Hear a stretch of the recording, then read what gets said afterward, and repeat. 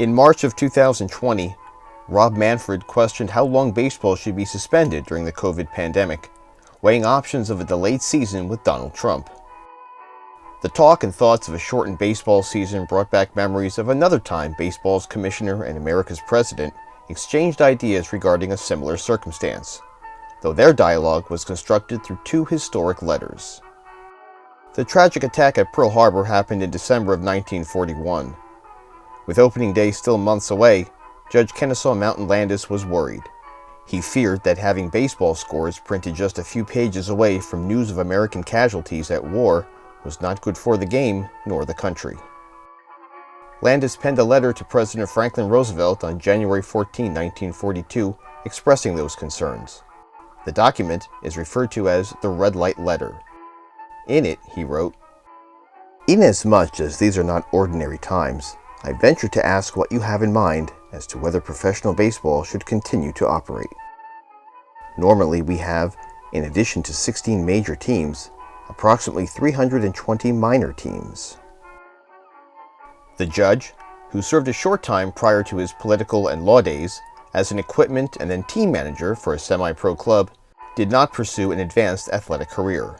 Even he admitted not being that great of a player. He would begin his role as the Major League's first commissioner in 1920. Though his political views were often quite the opposite of Roosevelt, he was aware of the president's background and love of the sport. Franklin Delano Roosevelt was inaugurated for the first of his 4 terms, March 4, 1933, at age 50. At the age of 39, he was struck literally overnight with polio, a disease that targets the nervous system. He reportedly did not suffer pain in his legs, but he couldn't feel them. Struggling to get around with 10 pounds of steel attached to his knees was a testament to his drive and willingness to represent his country. Being a well-received political figure helped him from a public standpoint. Certain members of the media, whose job it was to follow him on a daily basis, were not only aware of how sick the president was, but also how limited his mobility was, and kept a major part of those details from their readers.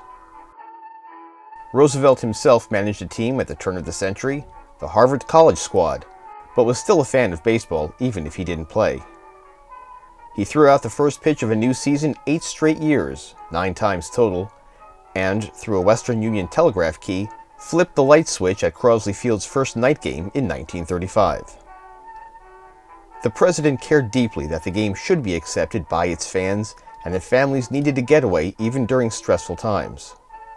Just one day after receiving the Red Light Letter, he responded to Landis's concerns by penning a response known as the Green Light Letter.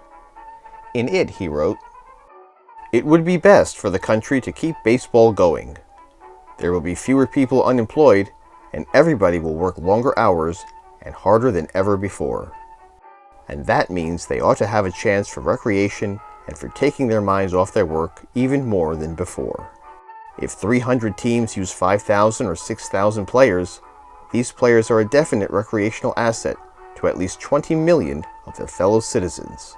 And that, in my judgment, is thoroughly worthwhile." The 32nd president had already been a steadfast leader during another down period in our nation's history.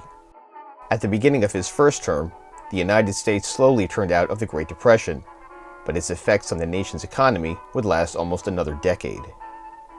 This new challenge of war would test his mettle in a different way. The United States had declared itself a part of the war on December 8, 1941, launching a 2-pronged attack, one against Japan, the other against Germany. The country's involvement in the war lasted until its end in 1945. 1942 was the first year in which FDR did not throw out the commemorative first pitch on opening day. The season went on, though, thanks in part to his approval, with teams playing a full 154-game schedule, plus the All-Star Game and postseason. The World Series culminated with the St. Louis Cardinals winning their 4th ever championship. Kennesaw Landis died while still serving his role as commissioner on November 25, 1944. On April 12, 1945, less than 3 months into his historic 4th term, and less than 5 months prior to the war ending, President Roosevelt died in Georgia from a cerebral hemorrhage. Harry Truman took over duties as Commander-in-Chief and remained so until 1953. The 2020 Major League Baseball season did occur as a 60-game venture beginning at the end of July, though the inclusion of positive COVID tests and the absence of the Midsummer Classic made it feel unlike any other. The March of Dimes, a nonprofit founded by President Roosevelt in 1938, helps in the research of infant defects and disease and educates in the areas of child and paternal care. Visit their website to learn more.